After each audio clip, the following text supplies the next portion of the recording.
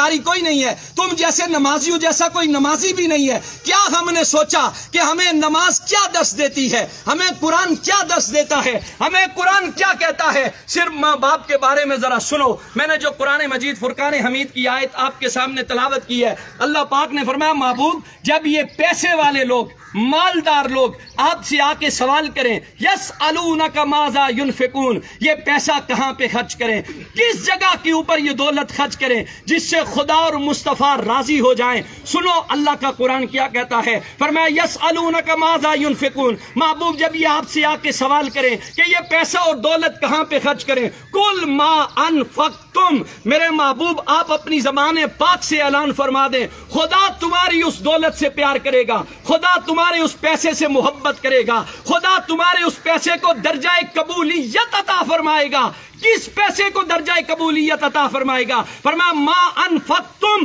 من خیر فللوالدین، جو پیسہ تم اپنے بوڑھے باپ اور بوڑھی ماں کے اوپر خرچ کرو گے، اب تمہیں گارنٹی مل رہی ہے کہ جس بندے نے اپنے ماں باپ کے اوپر پیسہ خرچ کیا، جس نے ان کی خدمت کی، جس نے ان کا احترام کیا، جس نے ان سے دعائیں لی ہیں، اس بندے کے ساتھ خدا بھی راضی ہے، خدا کے محبوب بھی راضی ہیں۔ یہ بات یاد رکھو، یہاں سے 7 لاکھ روپے خرچ کر کے بندہ حج پڑھنے جاتا ہے، نہ اس کے پاس مکے کے مفتیوں کا فتویٰ ہے، نہ پاکستان کے مفتیوں کا فتویٰ ہے کہ تو نے 7 لاکھ روپے خرچ کیے، تو نے کعبہ شریف کی زیارت بھی کی ہے، تو نے وہاں صفا اور مروہ کی سعی بھی کی ہے، تو مکے اور مدینے کی گلیوں میں گھوما بھی ہے، اس کے پاس سند نہیں ہے کہ تیرا حج قبول ہو گیا ہے، تیری عبادت قبول ہو گئی ہے، تیرا جھکنا قبول ہو گیا ہے۔ خدا کی رحمت کی امید تو ہے لیکن قبولیت کی گارنٹی کوئی نہیں دے سکتا۔ لیکن سنو، جنہوں نے ماں باپ کی خدمت کی ہے، ان کے ساتھ محبت کا رشتہ قائم رکھا ہے،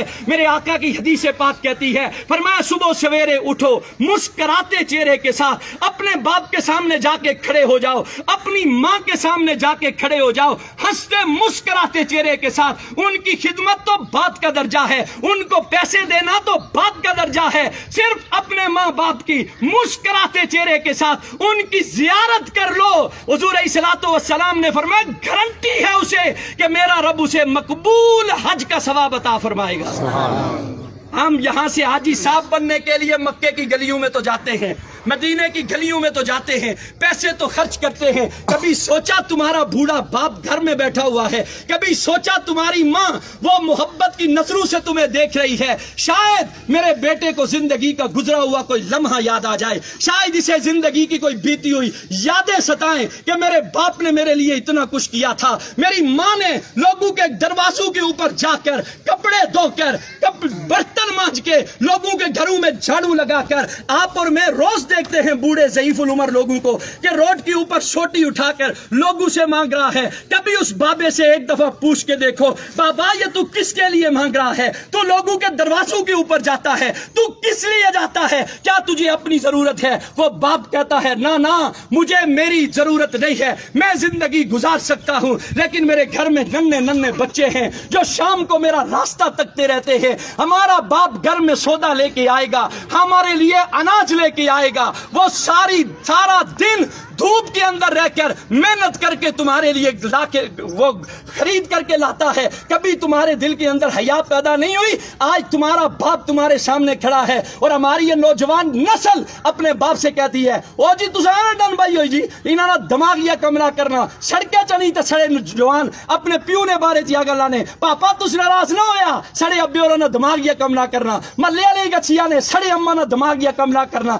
میں حیران ہوتا ہوں ایسی اولاد پر۔ یاد رکھ لو جو قرآن اور حدیث ہمیں پیغام دیتا ہے، خدا کی عزت کی قسم کھا کے کہتا ہوں، خدا دولت سے پیار نہیں کرتا، جو دولت ماں باپ پہ خرچ نہ کرو۔ وہ تمہارے سجدے، تمہاری عبادات، تمہاری ریاضات، تمہارا قرآن کی تلاوت کرنا، اگر تمہارے بوڑھے ماں باپ تم سے ناراض ہیں تو یہ بات دل سے نکال دو، خدا تمہارے سجدوں کو قبول کرے گا، خدا تمہاری عبادت کو قبول کرے گا۔ ماں کا تو کیا کہنا میرے بھائی، ماں تو زمانے کی وہ ہستی ہے جس جسے قرآن نے چاند کہا ہے، ساری کائنات ایک طرف ہے، ماں کی ہستی ایک طرف ہے۔ ماں جیسا تو اللہ نے کائنات کے اندر کسی کو پیدا ہی نہیں کیا ہے، وہ ماں جس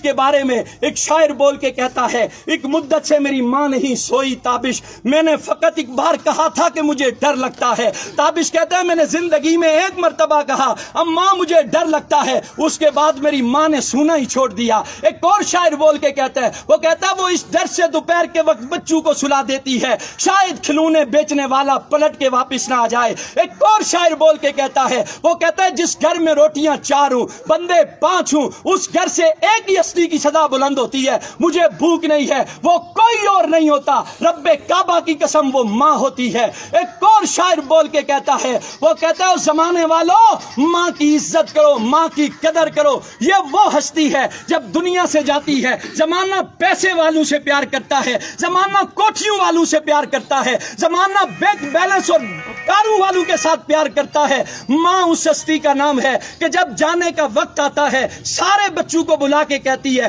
مجھے تمہارا دکھ نہیں ہے، مجھے دکھ ہے تو اپنے جھلے پتر کا ہے، میرے بعد اسے کھانا کون کھلائے گا، میرے بعد اسے کپڑے کون پہنائے گا، میرے بعد اس کا خیال کون رکھے گا۔ اس ماں سے پوچھو جو ماں سارا دن بچے سے کہتی ہے آج تیرے باپ کو آنے دے میں تیری شکایت لگاؤں گی، شام کو شکایت بھی لگاتی ہے، باپ اٹھ کے سوٹی اٹھا کے بچے کو مارنا بھی شروع کرتا ہے، پھر یہ ماں